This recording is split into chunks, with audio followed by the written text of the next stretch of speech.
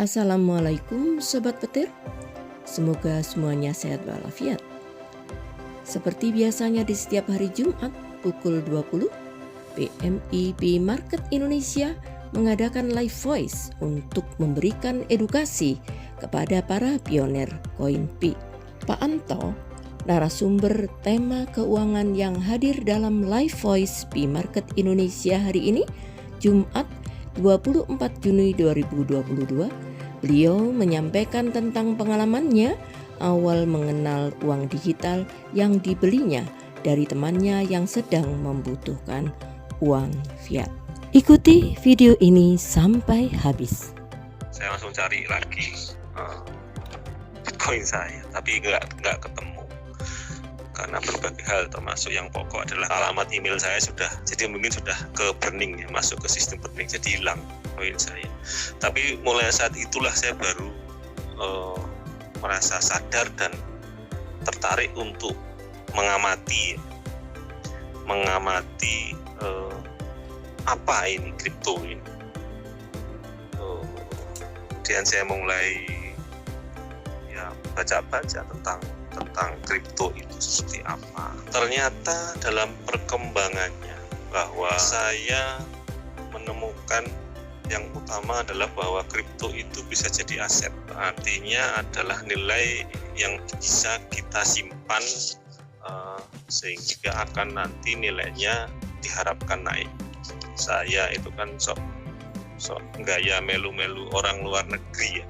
Jadi orang luar negeri itu kan mereka punya pattern atau pola bahwa ketika umur 30 tahun ke atas itu mereka mulai menyiapkan bahwa nantinya uang yang mereka punya itu akan bekerja. Jadi orang luar negeri itu kalau umurnya bertambah, mereka mengurangi jam kerja. Karena jam kerjanya itu dialihkan ke uang yang mereka simpan. Jadi mereka akan melakukan sesuatu yang namanya investasi. Investasi itu ada dua. Itu investasi yang aktif dan investasi yang pasif. Investasi aktif itu artinya bekerja, kita ikut bekerja dengan yang pertama itu kita melakukan sendiri. Misalkan kita buka toko, buka produksi apa, pabrik, atau kita lakukan, atau kita trading sendiri, itu boleh kita melakukan. Kemudian yang pasif itu adalah kalau kita titipkan ke orang. Ternyata bahwa kripto ini bisa menjadi alat investasi atau jadi aset. Nah, ini kemudian jadi cukup menarik. Apalagi kemudian perkembangan misalkan harga-harga kripto yang ada itu nilainya makin naik. Yang tadinya 2015 itu sekitar 50 juta, ke 2019 20 itu sampai Bitcoin sampai 800 juta.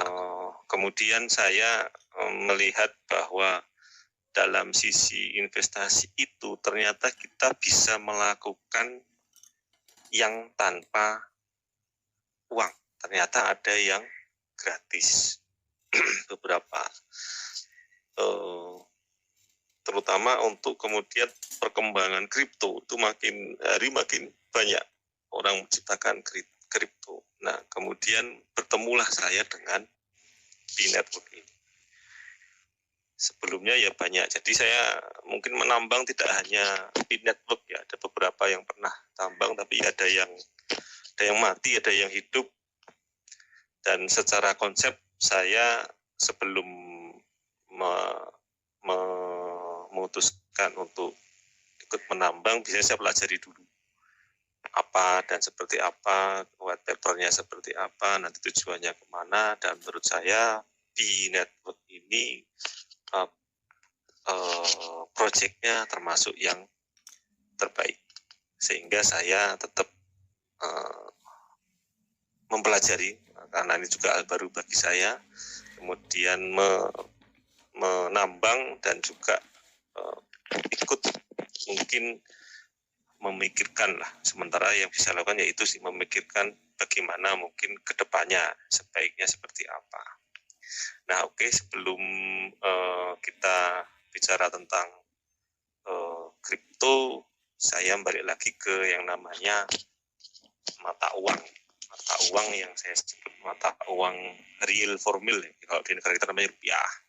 Di Amerika dolar, di Eropa ada euro, ada pound sterling dan lain-lain, itu saya sebut dengan mata uang real formil. Karena itu ada bentuknya fisik dan formil karena resmi diakui oleh sebuah negara atau sebuah wilayah regional. Nah, perlu kita ketahui bahwa begini,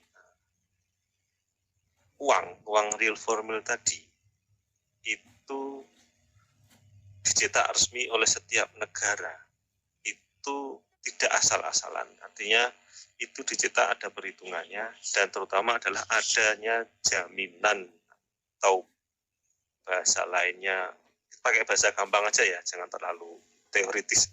Bahasa sebagai pasaknya, atau kalau kapal itu berarti jangkar jaminannya supaya kondisinya tetap stabil. Nah, biasanya kalau zaman dulu itu yang dipakai adalah cadangan emas. Jadi negara mau nyetak uang berapa itu harus ada jaminannya berupa emas. Nah, itu zaman dulu. Kemudian dalam perkembangannya kan setiap negara makin terorganisir masalah perdagangan antar negara ya, perdagangan internasional. Sebenarnya kalau perdagangan antar negara sudah sejak dulu ada, cuman sekarang kan lebih terorganisir, lebih tercatat, lebih termanajemen, sehingga kemudian aset cadangan itu tidak hanya berupa emas, tapi juga berupa devisa atau valuta asing, mata uang asing. Jadi untuk mencetak uang jaminannya sekarang tidak hanya emas, tapi biasanya emas ditambah cadangan devisa suatu negara. Nah, intinya adalah bahwa sebuah mata uang disebut mata uang itu ketika dicetak itu dia ada jaminannya. Mau mencetak pun berapapun juga ada perhitungannya, ada perencanaannya. Kalau sebuah negara pendapatan penduduknya naik, nah berarti uang yang diedarkan juga harus naik. Juga ada uang yang rusak, nanti perlu diganti, ya, perlu mencetak uang dan lain-lain deh. Nah, artinya zaman itu juga akan terus berkembang. Tadinya mungkin hanya bentuk fisik, ada emas, ada mata uang atau devisa. Tapi zaman sekarang juga zaman sudah berubah, apa-apa juga jadi digital, sehingga muncul yang namanya aset digital. Nah, coba kita sedikit bicara tentang perdagangan internasional, atau perdagangan antar negara. Yang sebenarnya sejak zaman dulu tuh ada pedagang dari India, dari Gujarat, dari Cina. Belanda juga datang tidak cuma berdagang, bahkan ikut menjajah negara kita. Nah, bayangkan coba zaman dulu, orang kalau yang pertama kali datang mau berdagang, itu caranya dilakukan apa? Belum ada mata uang internasional, ya berarti yang diterapkan adalah barter. Dasar dari nilai barter itu apa? Apakah harga? Tentu bukan, karena belum ada dasarnya. Tentunya dasarnya adalah value atau nilai yang berdasarkan kebutuhan. Saya bawa kain. Wah, saya butuhnya rempah-rempah. Nah, saya tuker kain saya dengan rempah. Ditukar binatang, tidak mau, saya tidak butuh binatang. Tukar sapi, ya wong India sapi udah banyak, saya nggak butuh sapi. Butuh saya adalah rempah-rempah ya. Kemudian barter, barang dengan barang, ya kan? Nah, kemudian ketika zaman berkembang sudah sering berdagang, akhirnya tentunya kemudian tercipta yang namanya mata uang. Kalau zaman dulu ya mata uang terbuat dari emas, perak, tembaga, dibentuk gitu. Kalau sekarang macam-macam, ada aluminium dan segala macam, kertas. Nah kalau dulu ya paling itu, karena logam berharga ya itu emas, perak, berharga. Nah, tapi tetap kalau di awal itu biasanya orang masih memakai value dulu, nilai dulu, berdasarkan kebutuhan dulu. Bisa saja misalkan orang perdagangan dari luar negeri, misalkan dari Afrika datang ke Indonesia mau menukar barang dagangannya, dibayar emas mungkin nggak mau dia. Nah, saya mau pilih dibayar perak. Ya terjadinya adalah perak dengan barang. Karena mungkin apa, di Afrika emas juga banyak juga di sana, lebih mudah didapat mungkin daripada perak. Nah, tertarik dengan perak. Nah itu sistem pertukaran yang berdasarkan value, belum ada harga, jadi nilai value. Nah dalam perkembangannya kemudian lebih muncul negara-negara, kemudian ada perdagangan resmi antar negara, sehingga kemudian dipakai mata uang resmi, kemudian muncul yang namanya bank ya.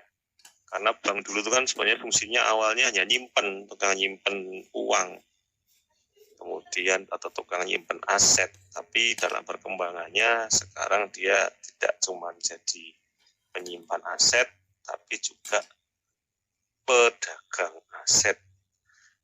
Bahkan dia punya regulasi. Oke, saya lanjutkan beberapa, tak persingkat karena ceritakan nanti terlalu lama. Nah artinya kalau sebuah mata uang resmi itu kan mau nggak mau ya masyarakatnya harus menerima, dan semua tanggung jawab atau urusan tentang mata uang tersebut diurusi oleh negara. Aturan pemerintah itu menyatakan bahwa Undang-Undang ya nomor 7 tahun 2011 itu menyatakan bahwa mata uang yang diakui resmi oleh Indonesia adalah rupiah. Nah, memang ini aturan yang resmi. Sekarang ada tahun 2011, tapi perkembangan tentang dunia digital sangat pesat, kemudian perkembangan kripto juga sangat membawa perubahan di dunia ini. Kemudian di Indonesia pun kita beruntung bahwa pemerintah itu terbuka, pemerintah Indonesia ya itu terbuka dengan cryptocurrency.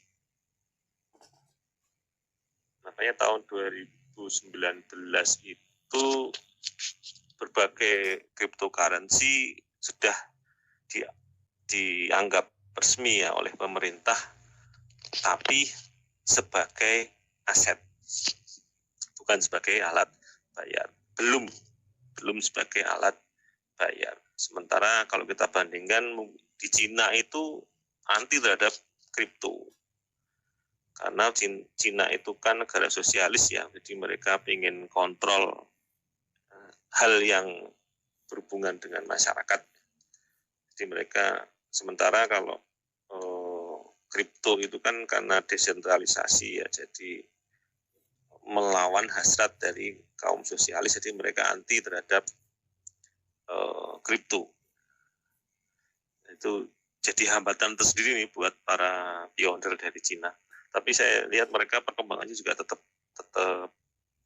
bagus, malah termasuk di dunia ini, bahwa gairah mereka terhadap e-network itu sangat bagus, karena sekali lagi itu adalah karena berlindung dari teknologi blockchain. Sementara ada negara lain tuh kayak El Salvador ya, itu justru dia resmi menyatakan khusus Bitcoin bisa jadi alat bayar atau alat tukar. Nah di negara Indonesia juga infonya nih, karena saya bilang infonya karena saya belum pernah lihat sendiri ya, ada ATM yang langsung bisa ditukar dengan kripto. Tapi sekali lagi itu yang aturan secara resmi adalah bahwa kripto sebagai aset untuk sebagai alat tukar tetap masih rupiah. Cuman yaitu negara kita Indonesia itu memang lebih bersifat follower ya, mengikuti lah bagaimana kondisi di keadaan dunia ini ya, ikut. Karena sebenarnya kayak alat tukar itu tidak hanya berupa falas atau valuta asing, kayak emas juga bisa, misalkan jadi kayak clearing antar bank itu juga terjadi seperti antar negara. Jadi perhitungan misalkan bank BRI ke BNI itu di satu hari itu yang defisit siapa, dia akan menutup defisitnya dengan mengganti berupa aset tadi rupiah atau emas. Silakan, sama di tingkat negara juga sama. Ketika ada kebutuhan, ada defisit istilahnya, nantinya akan ditutup dengan emas atau mata uang falas asing. Biasanya yang dipakai kan dolar yang sudah diakui secara dunia. Nah, sistem itu sama, jadi intinya harus balance ya, karena memang supaya harus stabil. Kalau tidak, biasanya tertimbul semacam gejolak, bisa inflasi, bisa deflasi, dan lain-lain. Nah, dalam perkembangan zaman semuanya jadi akan lebih mudah.